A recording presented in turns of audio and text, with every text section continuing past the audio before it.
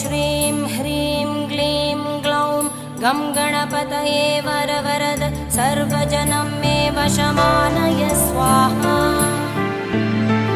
ॐ श्रीं ह्रीं क्लीं ग्लौं गं गणपतये वरवरद सर्वजनं मे वशमानय स्वाहा।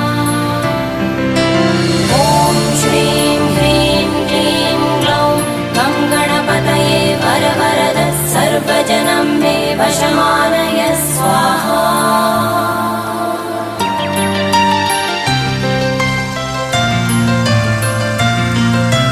तत्पुरुषाय विद्महे वक्रतुण्डाय धीमहि तन्नो दन्ति प्रचोदयात्।